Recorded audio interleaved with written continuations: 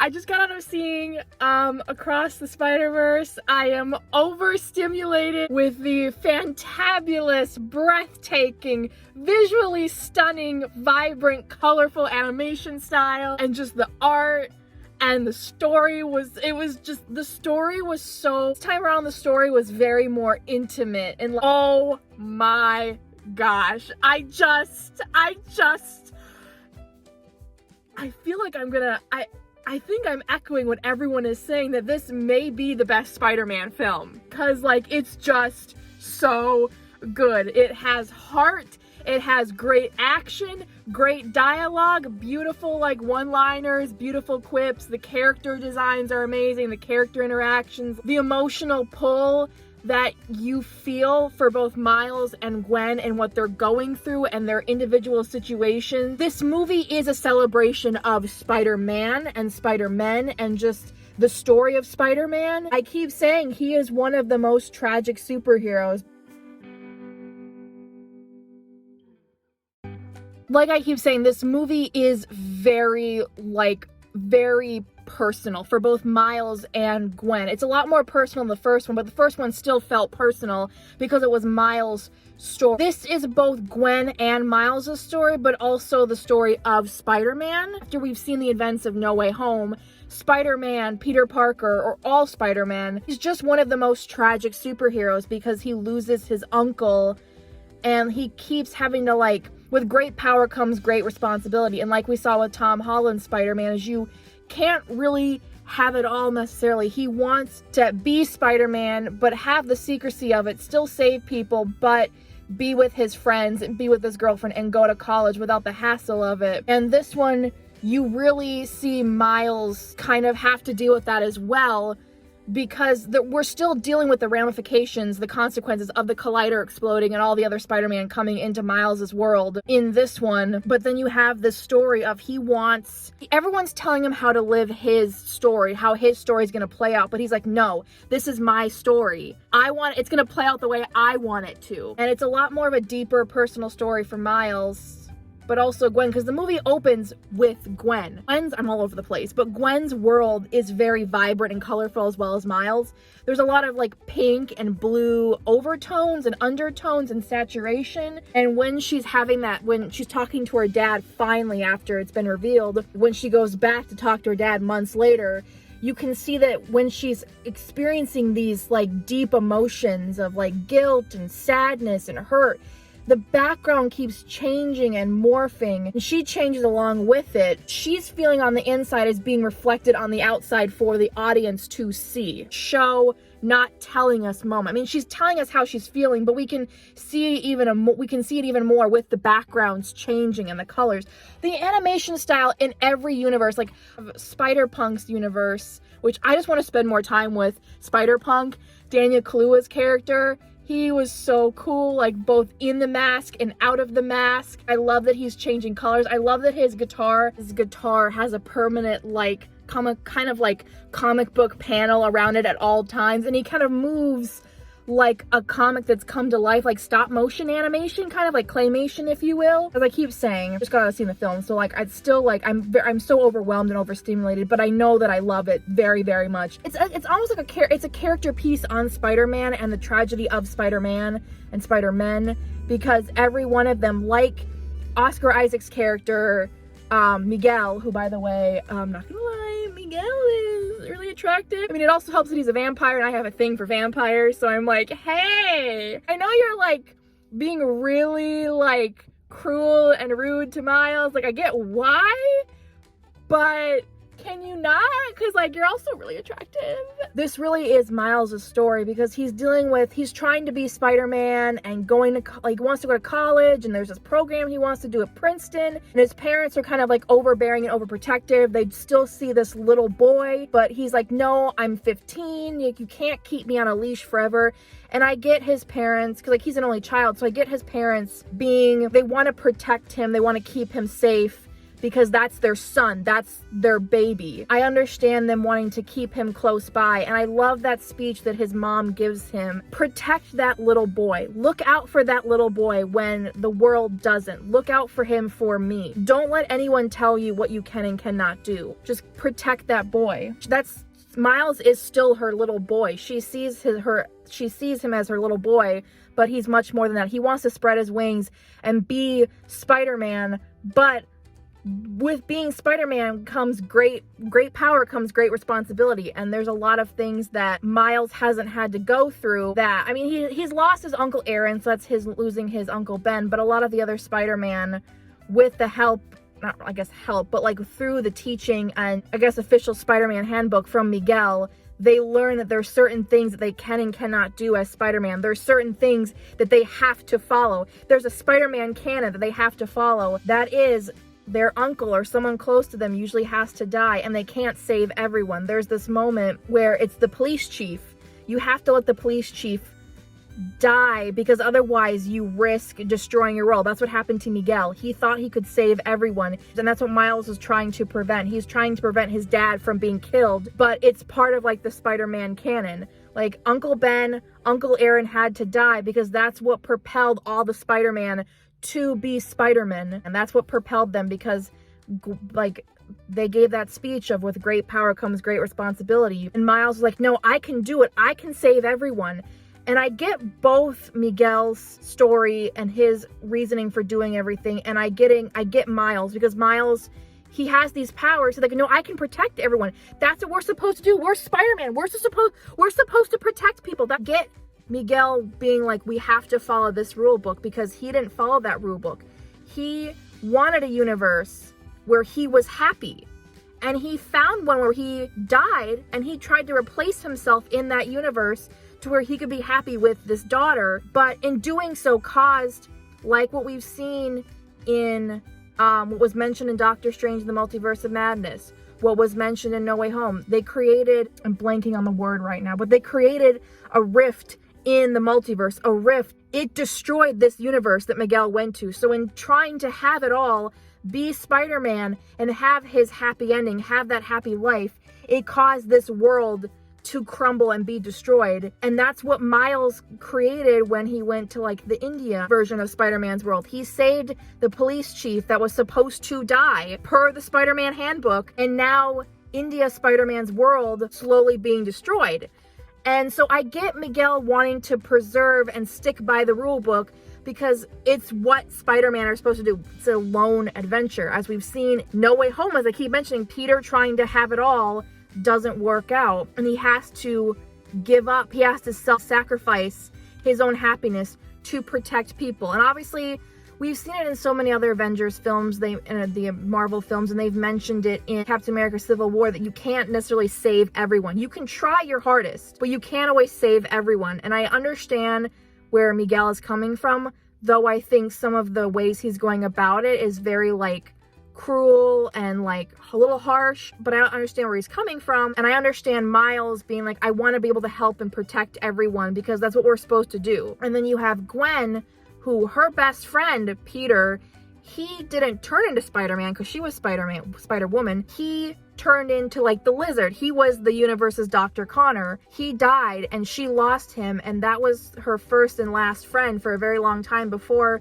she met Miles, because she felt like everything she touched was destroyed, was crumbling. On top of that, you have her father, who is the police chief, who is actively trying to search out and like capture Spider-Woman, because they all think that she killed Peter, but it's like, no, she was trying to help him and protect him. She didn't know it was him. Takes off her mask when her dad like has his gun aimed at her. She's trying to reason with him, being like, I didn't kill him. I'm not a bad person. Will you just listen to me? I understand his struggle of he's a cop. He put on that badge for a reason, to serve and protect.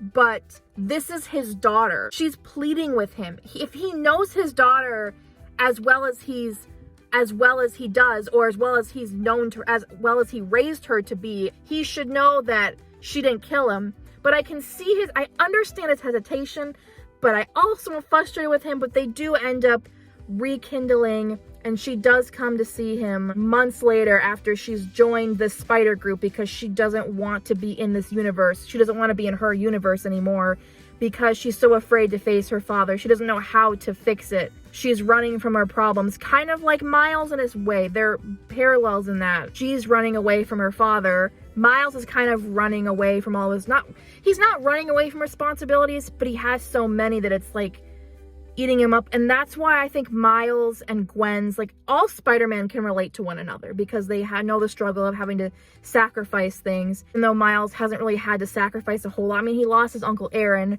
but he still has loving parents. He still has like a good life compared to like probably other Spider-Man like Miguel. And that's why I think him and Peter Parker, Peter B, his mentor, they have a more of a kinship too, because Peter B was able to have a child. He had a child and he wanted his child to grow up to be like Miles because Miles, he saw so much good and beauty and wonder and just amazingness in Miles, and he wanted his daughter to grow up to be like Miles, which I think is just so sweet. That speech, how he was telling him that, I just thought it was so sweet. This is Miles' story, but it also is a character piece and how Spider-Man is always having to go at it alone. Even if he may have his family and his friends around him for a while, that's not always going to be the case. You look at No Way Home Spider-Man, he doesn't have anyone now. He's all alone. He's lost his aunt. No one remembers who he is. It's a very personal journey for both of them. And then on top of that, you have Miles was actually not supposed to be Spider-Man. What the heck? I did not see that twist. I did not see that coming. It's Miles that we know was bitten from a spider from a different universe. From a universe, I think it was Spider was 42, I believe. That spider was from a different universe. It's brought over by the Spot, who Miles also created. The Spot was there when the collider went off with Kingpin, and the Spot got turned into the Spot. The Spot is the Spot because of Miles, and Miles is this universe's Spider-Man, new Spider-Man, because of the Spot. But Miles was never supposed to be Spider-Man because the spider that bit him is from a different dimension. Which also means that the Peter Parker in his world was never supposed to die. He was supposed to actually live. But because Miles then got bitten, he died, and it's just like, holy shit. I love how Miles is kind of like, he's having all these voices in his head, and he's trying to take what his mother said to heart, being like, don't let anyone else tell you how to live your story. You decide what you want to do with your life. You decide who you want to be. Write your own story. Write your own destiny. But he has all these voices of like his uncle telling him, keep going. He has what Miguel told him about him not really supposed to be Spider-Man. You have the Spot being like, I created you just as you created me. He has all these voices in his head telling him how to live, how to be. And you think he goes home. He goes home and he tries to explain to his mom that he's Spider-Man. And his mom's like, Spider-Man? Who's that? He is in the Spider's universe. The spider that came from a different universe that bit him, Spider 42, that's the universe he ends up in! Like, I can't! And the Prowler, his Uncle Aaron is alive, but his uncle's not the Prowler. No. Miles in the universe where his spider came from is the Prowler. He's the Prowler. Miles, this other Miles. And in that universe, his dad died.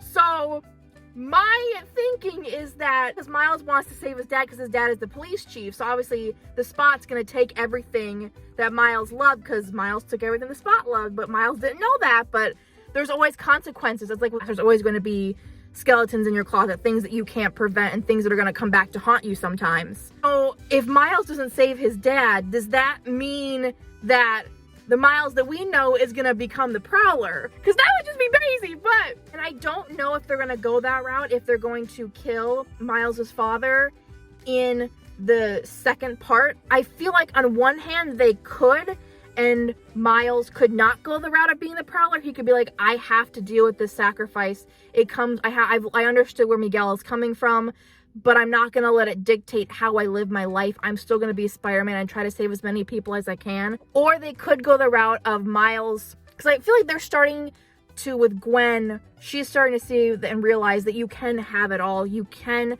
protect everyone, have a loving family, have that genuine connection and still save everyone, because that's what Spider-Man is supposed to do. You're supposed to save people. They could go that route of he does save his dad, and he can continue being Spider-Man and saving people. Prove to Miguel that not every Spider-Man has to follow this rule book. But I understand Miguel. I understand Miguel being worried about them not following the rule book and then something happens, like another world is destroyed. Because like Doctor Strange did that in Multiverse of Madness, the Scarlet Witch started to do that, and that was just like a not good thing. And then you had No Way Home events.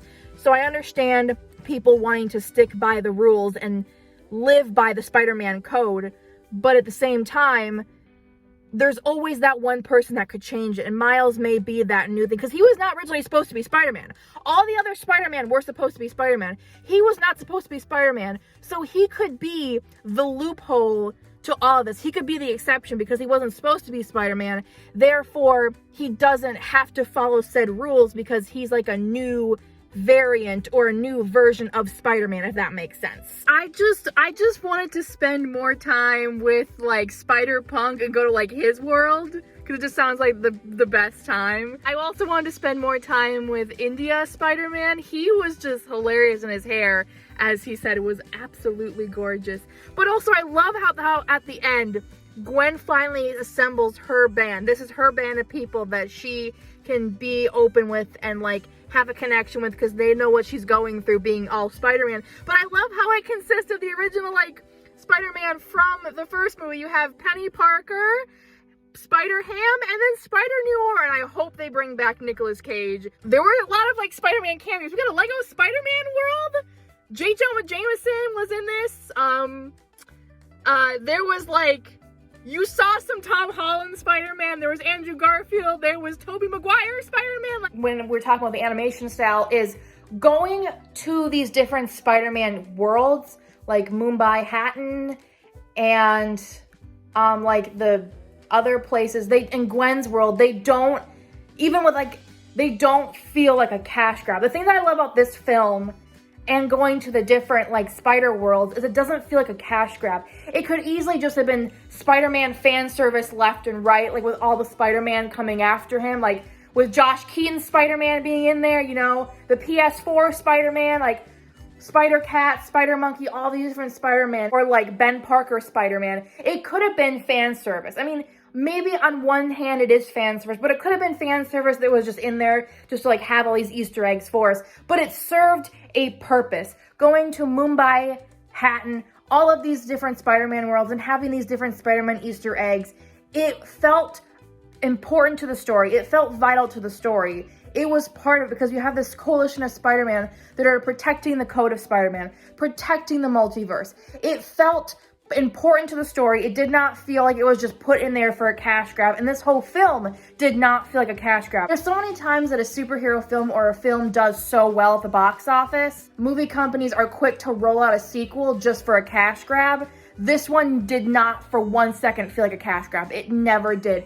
It felt like they genuinely took their time with this story, fleshed out Gwen, even added more to Miles' story so we feel even more for him than we already did in the first one. You introduce these new Spider-Man characters, Spider-Man 2099, who I absolutely love, and then you have all like Spider-Punk and Mumbai, Hatton Spider-Man, who we didn't see for a ton of the film, but I love him. Gave us these new characters that we came to love instantly, fleshed out more of Gwen's story, added even more to Miles' story that we already got in the first one, and added more to the Spider-Man world with so much Spider-Man eye candy, but it never felt like it was just put in there for a cash grab. It felt genuine. It felt important to the plot. It made sense. Very much appreciate that.